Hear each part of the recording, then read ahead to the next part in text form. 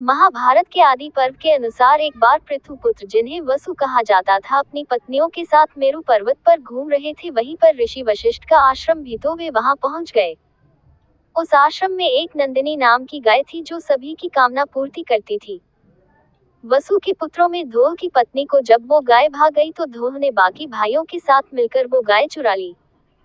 जब ये बात ऋषि वशिष्ठ को पता चली, तो उन्होंने सभी वसु पुत्रों को मनुष्य योनि में जन्म लेते ही डूब मरने का श्राप दे दिया, और ध्रुव को, जिसने गाय चुराई थी, उसे मनुष्य योनि में रहकर ही दुख और पीड़ा भोगते रहने का श्राप दे दिया।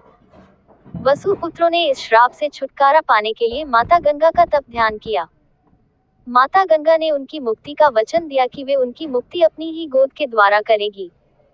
कालांतर में वसु ध्रुव राजा शांतनु के रूप में जन्मे। शांतनु एक वीर योद्धा थे, जो हमेशा युद्ध में विजयी होने के बाद आखिर पर जाया करते थे। एक दिन शांतनु ने वन में एक सुंदर सी कन्या को देखा और उन्हें उनसे प्रेम हो गया।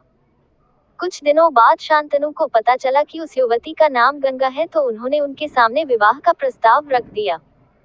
गंगा शांतनु से इस शर्त पे विवाह के लिए तैयार हो गई कि वो कभी उनसे कोई प्रश्न नहीं पूछेंगे, चाहे वो कोई भी कार्य करे। राजा शांतनु इसके लिए तैयार हो गए। गंगा के विवाह के बाद जब उसने अपने पहले पुत्र को जन्म दिया, तो उसके जन्म लेते ही उसने उसे गंगा में प्रवाहित कर दिया। वचन अनुसार शांतनु देखते रह गए, मगर कुछ बोल नहीं पाए। इस तरह गंगा ने 7 पुत्रों को जन्म दिया और जन्म देते ही उन्हें गंगा में विसर्जित कर दिया। मगर शांतनु दिए गए वचन के कारण कुछ पूछ नहीं पा रहे थे। मगर गंगा के 8वें पुत्र के जन्म के बाद शांतनु ने जब अपना वचन तोड़ा, तो गंगा ने शांतनु का साथ छोड़ दिया और अपने 8वें पुत्र को अपने साथ ले गई।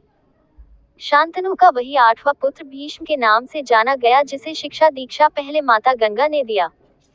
बालक भीष्म एक ही तीर से गंगा को भी रोक देते थे और उन पर पुल भी बना देते थे। बाद में भीष्म को गुरु परशुराम ने शिक्षित किया।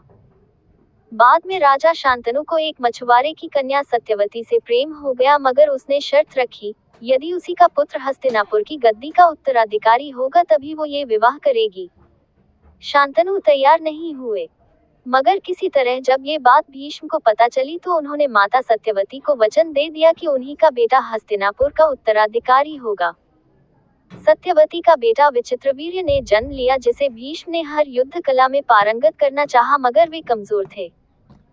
जब हस्तिनापुर में कोई भी राजा अपनी कन्या नहीं दे रहा था, तो एक बार भीष्म काशीराज की पुत्री के स्वयंवर में पहुंच गए और एक प्रतियोगिता जीतकर अपने भाई के लिए काशीराज की तीनों पुत्री अंबा, अंबिका और अंबालिका को हस्तिनापुर ले आए।